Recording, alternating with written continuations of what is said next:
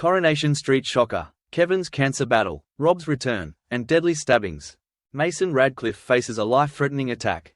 Mason plans to leave Weatherfield, hoping to escape his brothers, Matty and Logan. However, his departure takes a turn when Abby catches him taking some heather from her late son Seb's memorial garden to give to Betsy Swain.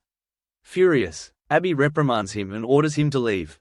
Betsy refuses to believe Mason's denial. Mason insists he had no involvement in Becky's death. But Betsy isn't convinced. Sally Metcalf, understanding the pain Mason might be feeling, shares with Betsy the difficulty Mason faced when he had to call the police on his own family. Mason apologizes to Liam Connor and runs into trouble.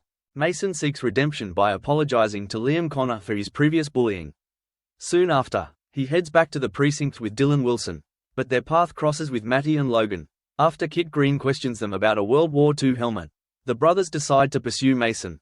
A violent encounter with Matty and Logan. Matty and Logan catch up with Mason and violently attack him.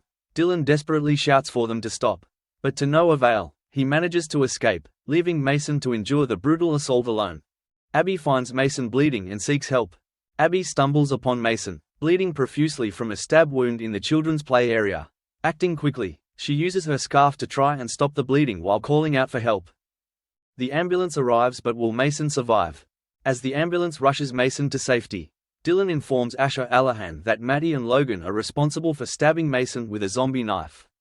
The question on everyone's mind, will Mason make it through this horrific ordeal? Lisa Swain confronts Carla Connor over a shocking secret. Lisa Swain is reeling after Betsy confesses her role in helping Matty and Logan steal from the factory. Betsy reveals that Carla knew about the theft but had promised to keep it a secret. Lisa, shocked, confronts Carla in the hospital. Carla faces the consequences of her silence. Carla apologizes for her silence, explaining that she was trying to protect Lisa. Lisa, though initially upset, starts to soften when Bobby Crawford offers to donate a kidney to Carla if she needs one. However, things take a turn for the worse when Carla learns her kidney damage is severe, meaning she will definitely require a transplant. Ryan and Bobby's shocking kidney offers. Bobby's offer to donate a kidney leaves both Carla and Ryan Connor stunned. Despite Ryan's similar offer, Carla refuses, perplexed by Bobby's sudden appearance. Meanwhile, Bobby is seen visiting his father Rob Donovan in prison, hoping to convince him to donate a kidney to Carla. Joseph Brown makes a startling confession. Joseph Brown makes a shocking admission to the police after hearing Asher mention a hoax call that delayed the ambulance. He confesses that he was the one who misdirected the paramedics. Joseph's confession stuns his parents. Chesney Brown and Gemma Winter Brown are horrified when Craig Tinker informs them of Joseph's actions. Joseph, however, shifts the blame onto Hope Dobbs, claiming it was her idea to make the hoax call.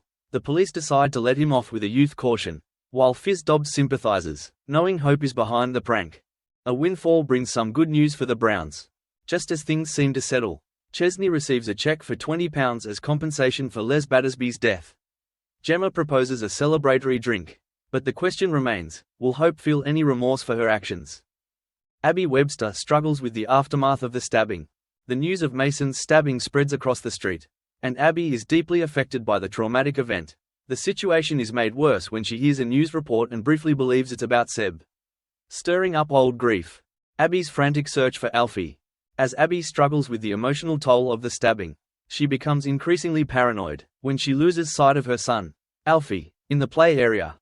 Panic sets in. She searches frantically, only to find him with Toya Habib, accusing her of abducting him.